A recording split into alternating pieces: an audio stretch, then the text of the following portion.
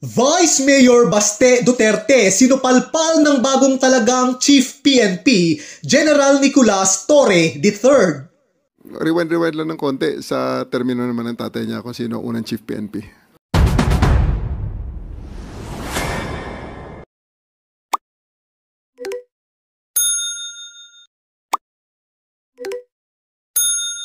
Disclaimer: no copyright infringement intended. All photos and videos credit goes to the rightful owners. Photos and videos are for reaction video purposes only. Davao City-elect Vice Mayor Baste Duterte pinatud sa dahang muli si Police General Nicolas Torre III habang nandun siya sa The Hague, Netherlands para bisitahin ang kanyang amang si dating Pangulong Rodrigo Duterte na nakadetine sa penitentiary institution sa kasong crime against humanity. Matapos mabalitaan na si General Torre ang inappoint ni Pangulong Bongbong Marcos bilang bagong chief ng Philippine National Police.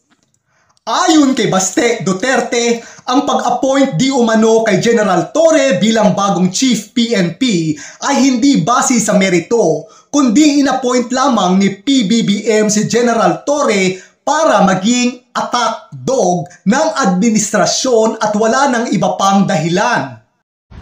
He's only handpicked there by the administration because he's an attack dog. That's it. Nothing more than that. Dagdag pa ni Baste na 3 ranggo di umano ang tinalunan ni General Torre para maging Chief PNP.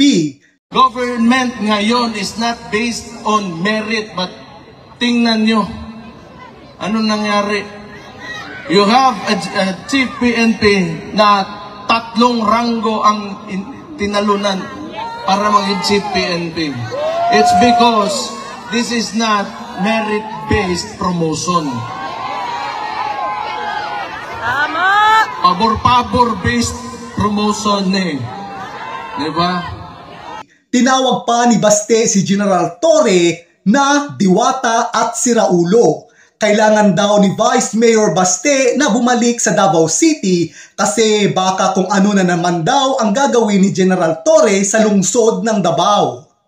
So, balik na ako dito, I have to face that. Pasigunsa na po yung buhato na ng diwata. Puisit na yung pangalan.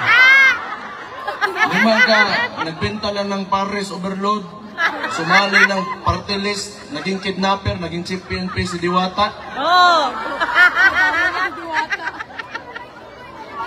Si Raulo. Tingin daw ni Baste na hindi daw makakapasa si General Torre kapag kukuha ito ng neuro exam dahil ito ay isang buang. Napasukan daw ang utak nito ng bakukang, isang uri ng malaking salagubang na may mga sungay. Pero alam niyo, tingin ko pag magkuha yan ng neuro exam, di yan makapasar. Buang talaga yan. Dagdag pa ni Baste o baka daw nakakain si General Torre ng panis na tinapay o pansit. Wala daw sa tamang pag-iisip ang gumawa ng paghuli sa kanyang amang si dating Pangulong Rodrigo Duterte at kay Pastor Kibuloy. Ito daw ay illegal. Pero nobody in the right mind would do that. That's totally illegal, and you know, the consequences of these actions are heavy, sa totoo lang.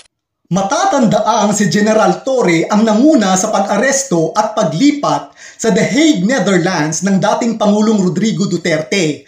Gayon din sa malapit na kaalyado nila na si self-appointed son of God, Pastor Apollo Kibuloy.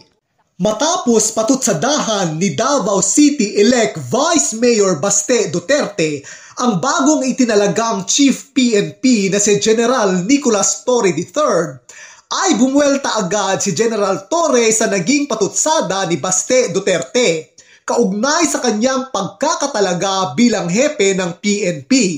Paalala ni General Torre sa alkalde ng Davao City, isang one-star general ang unang inappoint ng kanyang amang si dating Pangulong Rodrigo Duterte. Okay, I just respect his decision and I respect his opinion. And rewind lang ng konti sa termino naman ng tatay niya kung sino unang Chief PNP. Okay? So, anong rango ng unang chief PNP at anong rango ko bago ako naging chief PNP. So, it really goes back to him, really. Seriously speaking, it goes back to him. Okay? The first chief PNP of his father is a 1-star na naging automatic 4-star. Did he ask that? Did he question that? So, Salamat, General. thank you. Matatandaan natin na si Ronald Bato de la Rosa na nooy 1-star general pa lamang ang inappoint ni dating Pangulong Duterte bilang Chief PNP. Matatandaang binantaan na noon ng nooy mayor pa ng Davao City na si Baste Duterte ang nooy regional director pa lamang ng Davao City na si Brigadier General Nicolas Torre III. Usa na sa mga ambisyon o kinabuhi mga general nga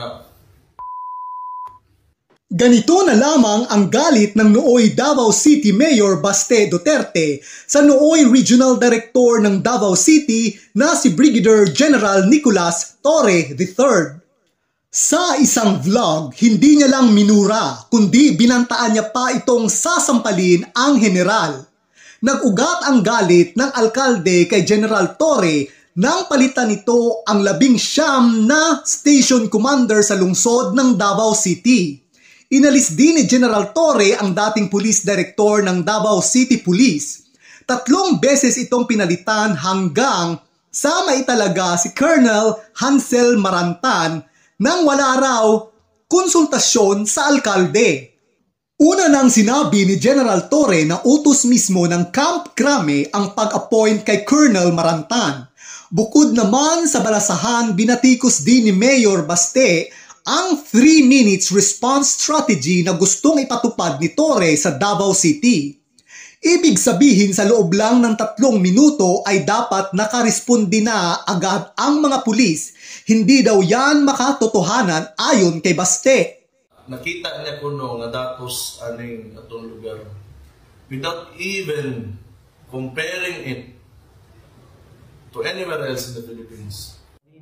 Sa send-off ceremony ng Davao City Police para sa security personnel ng Kadayawan Festival noon, parehang hindi sumipot ang nooy mayor pa na si Baste at nooy Regional Director Police pa lamang na si General Torre.